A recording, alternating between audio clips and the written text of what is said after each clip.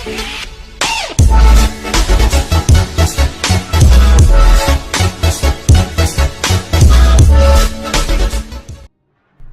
Privateers, it's the Captain of the 7 Seas SKULLY, and we are here today with a new segment on the channel. Actually, we are doing this thing called Yarn Me a Tale. It's where I tell you about a personal experience or a story of my life, or the crew member will come together, jumpsuit, tree, violet, whatever have you. They'll come together and we'll talk about something that happened in our experiences or something hilarious. And like I said in early videos, as a thing for letting us get the 20 subs on the channel, I'll start this new segment. This is the new segment. It's a surprise. If it does really good, I'll keep it around. If we hit 50 subs, I'll make this or a new segment depending on whatever I have down the road, or we have. I mean, we'll keep it as a permanent segment. So with all that, we also want to say thank you guys for letting us hit 20 subs. We love you guys. You guys are awesome. With all that cheesy shit out the way, let's get right into it. Alright. Today, we're going to talk about pre-orders. Gaming pre-orders. Alright, so it is, let's see. Last year. It's last year, and I already have a PS4 by this time. Me and my good friend Jumpsuit, we had looked at, we watched D3, we were hype about it. We saw this one game called The Division. Tom Clancy's The Division, Ubisoft. I don't even know if I can say the name, because I personally have a bit of an axe to grind with Ubisoft. I loved their games since like Assassin's Creed 2. Then I went back and played 1. Then I played every Assassin's Creed following that. I got into Far Cry. Like, they have a dope ass game IP, like franchises, but we'll get back to that later. We're talking about The Division right now. So we pre-ordered The Division. We wait, we look at everything, we talk about it, we discuss it. We're excited to grab The Division. And right before the game got released, we went on a little spring break trip. It was good. Went to the beach. It was enjoyable. And then we came back from the same day we came back to town. We dropped off a friend at her house, and then we went straight to the mall to go to GameStop to pick up our pre-orders. We were excited. We were so hyped. Bruh, The Division, we saw the gameplay. Shit looks hella dope. The one part where those dudes, they finished a little mission, and then all of a sudden another group showed up, and they were on to throw hands, so they started fighting, and then like it zooms out to the map, and you can see like everybody else kind of fighting in their own little area, and shit's happening. There wasn't the dark zone. It was just you can throw hands right then and there. It was hella dang. So he drops me off of my house. He walks in. I put the disc in my PS4, and we're just like, oh, it's just gonna be hella dang. And then there's like a day 1 update patch. That's one thing I can't fucking stand with video games. Why can't everything be already good to go from the get-go? Why do I have to wait an hour, 2 hours, depending on the internet, 3, 4, maybe even 5 fucking hours just for a game to update, and then you actually play it? That, my friend, is fucking irritating as hell. And I play games, all kinds of games under the sun. So it's not just like, oh, man, it's just probably just first-person shooters, man. No, I play anything I'm interested in. I'm not just stuck in one genre. You guys might see a lot of like maybe Destiny gameplay, because I like Destiny. I might get into the lore. Might do a little bit of Destiny videos. Once things get bigger, I might do my own channel, branch off from 7C. I might become a Destiny channel. But that's, like I said, let's get back. Stop going off tangents and shit. We're not here for the bullshit. So we're excited. I wait for the update. Took about maybe 2 hours. I took a nap. I woke up. I got a soda. I'm in my room. I'm waiting. I played the beta. I've already played the beta, and I had a couple enjoyable moments. The only bad moment I had was when I first went into the dark zone and I got jumped at the door. Like, there was 4 people waiting at the door, and they were just killing everybody that walked in. All the people that walked in, and there wasn't anything you can do about it. It was a bunch of people going rogue and shit. But that made it fun, cause I was like, oh wow, like in the dark zone, it's like the quote Maru Negro, the Black Hokage. It's like the Wild Wild West. You just show up, you see somebody, they got some good shit, you can throw hands, or you can help them. Like, I don't shoot you, you don't shoot me. We go on our own way. I'll leave you alone, you leave me alone. We both get this gear, we get this work, and I leave. I go back to the normal area and do some other missions. So we get the game. Me and Jumpsuit get the game. 2 of our friends get the game. So we have a whole team of 4. We're playing the game. It's enjoyable at first. We're getting used to the system and everything, you know, closing all the car doors, the little running joke they have from E3. We're like, this game isn't so bad. After about the first week, we're just like, okay, I'm still finding it enjoyable. There's funny moments because we're playing it with friends. If you play solo, it's just like, okay, whatever. You run around looking for loot, trying to upgrade. There's like 3 wings in the home base.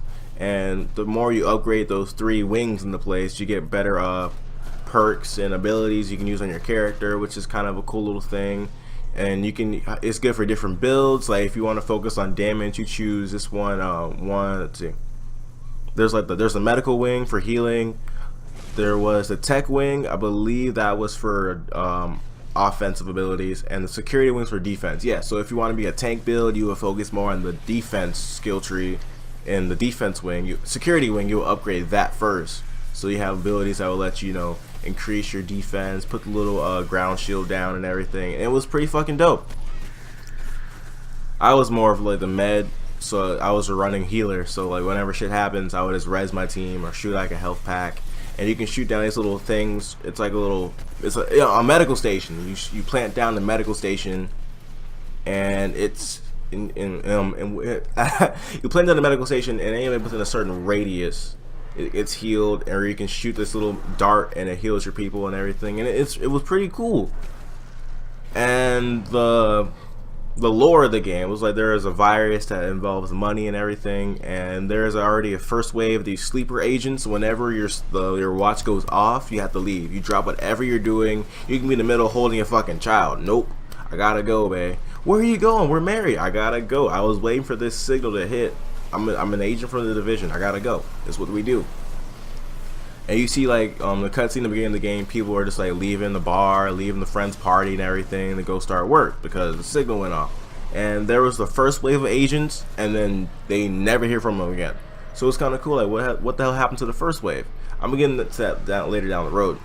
And as me, Jumpsuit, and the rest of our little gaming crew for the division progressed further down the game, we just lost more and more interest. The only reason we would play it is because I would ask, or Jumpsuit's like, hey fam, you want to play some division when we get back? I'm like, sure fam. Like I was playing Destiny pretty big, but I would stop playing for the division because I was like, oh, why not? It's different, something different. You can only play Destiny for a couple hours, try to get an exotic, don't get an exotic, and then get bored, take a nap. Yeah, whatever. That's something I would just do. So I'll play the division, and I would have a couple of fun moments. The funniest moments was because Jumpsuit, this man was so naive. He would go walk up and do like little dancing emotes, just wave to other players in the dark zone. They'll wave back, and you think you're safe, and then he gets killed. Like they just whip out a shotty and just put 2 in his chest. And then so me and another friend of ours, we're running away. We're running around the corner. It's too late. They destroy us, and we're just like, what the fuck, Jumpsuit? And he's laughing. He's having a ball. You know, it's nothing too serious. We're enjoying ourselves. The game's cool. And then further, like by the time we get to the middle towards the end game, it's just like bullet sponges. In any review, anything, any person that talks about this game, you will hear the term bullet sponges. Like those are enemies that no matter how much damage you do, they don't like get knocked down. If I had gameplay, like I would show you guys, like I can use let's say a scout rifle, a sniper, or whatever gun I have, and I will shoot these guys in the face. Any other game, headshot, they're done. Headshot, they're going to sleep. Put a bullet in the memory, you know, it's all that shit. But in this, they just like you see them like their head knocked back, but they're still shooting at you. They're not even staggering. I'm like, what the hell? At least have like a staggering animation if you're not going to give me a direct kill. It is a headshot. I shot you in the face with a 12 gauge. You know, I'm gonna need you to sit down somewhere. Nope. And I was just like, okay, I guess it's just their game design and everything. And then on top of the bullet sponger enemies, there are enemies that are more difficult. Like I said earlier, the first wave agents. The first wave agents are the agents that were deployed the first line of defense after the epidemic hit. And a lot of those agents were corrupted, they were bad, they killed their own people, and they were the first to go rogue in the story's lore, quote unquote, to go rogue and everything before you actually play and go rogue. So during some missions, you'll end up fighting a rogue agent. Those made things interesting. Our very first time fighting rogue agents, we had no idea what the fuck we were doing. We had no idea how to fight a rogue agent. we pulled it off. We got through, and that was the most interesting. I was excited. I was like, oh snap, is it gonna be more? Like, are they just gonna randomly show up? We gotta fight? No, only like 2-3 missions in the game you'll fight a rogue agent. I'm just like, oh, whatever, I guess. Speaking of like the end game, the very last mission pissed me the fuck off. If you guys play the Division, the very last mission in the game, you're fighting a helicopter, and it's just flying around this I would say field like area, and there's like little ammo boxes and things, and it's just a helicopter that does like little rocket strikes and hits you with a turret. I'm just like, what the? And it's a bullet sponge. Like, why are we fighting a helicopter? I mean, at first glance, it sounds like, oh, it's interesting. You're fighting a helicopter, and then there's still waves of bullet sponges with shotguns. The PM, there's like different factions. The PMC, I think they're called, or was like the Last Man Battalion. Yeah, it was something like that. They're like little paramilitary and everything. They run up with little AA-12, like fully auto shotguns. They just blast you, and it's over. You're down. You gotta wait for your team to come pick you up. It's like, this isn't even enjoyable. I'm flying a helicopter, and then after that, it's just like, congratulations, you defeated the game. You're in the end game now. I'm like, what the fuck do I do? You can go to the dark zone. We go to the dark zone. It's the same thing. You run up through all the tiers, depending on what entrance you go to in the normal game world. Depends on the entrance. Like, you know, people go rogue over in, like, let's say dark zone sector 6. I'm just like, well, I'm not gonna go in sector 6. I see a bunch of red skulls. That means people are going rogue and dying over there, so I'm not gonna fight. But that's where the best loot is. It wasn't enjoyable at all. Like, and then, but I personally like the concept of the game. It was third person shoot, you know, third person over the shoulder shooter, and I personally kind of enjoy different parts of the game. And though I could say it has a lot to improve, so I would keep up to date, just look at the DLC for the game and everything. And then there's like, this thing called, like, it's like a raid. It's kind of like a raid mission. If I could liken it, it's like a raid from Destiny, but it was short and boring. So I would say it's like the first and second raid missions in the Division are pretty much like Crota's end in Destiny. There's just the overgloried story mission or a strike mission. So you got to go through the Last Man Battalion. You're whooping ass, and the final boss is this big ass. It's just this Humvee or this armored personnel carrier, and it's a bullet sponge. You just gotta shoot. You gotta wait for people to. You gotta kill. You gotta kill like 5 waves, and then somebody drops a bomb. You gotta run up, disable these 2 turrets that won't melt you when you walk up like 5 feet from it. Put a bomb on the truck, blow it up, do damage, rinse and repeat like 5 to 7 times, and then boom. You might get 1 little gear piece. You might get 2 gear pieces for an armor set. I was just like, this. Where's the fun in this? And it's just like, I just want to like roast Ubisoft for it. I might even do a separate video of me just talking about Ubisoft's bullshit. And now the game, people are saying the game isn't that bad. I've seen it. People are saying there was a decent bit of wave. It got a little bit of a wave coming back to the game since it wasn't doing that bad. All the new content and everything. But granted, from what it did, the story wasn't that special. The gameplay was good for maybe about 2 to 3 runs, let's say a couple hour runs. If you have a full team, if you're playing by yourself, you're going to get bored within like the next like 2, maybe 2.5 hours, depending on how long you normally play video games that are kind of redundant or repetitive lore wise and gameplay wise. We pre-ordered this game. I dropped 60 bucks in tax and some change. The pre-order bonuses was a little outfit, nothing special, weapons that I didn't use. Like, after I got a decent, like, I wanted to hit like level 10, I dropped the weapons I already had. I pretty much dismantled those for better weapons. I didn't get anything special. The pre-order bonuses were shit. Story was shit. I was just like, I'm so done with this game right now.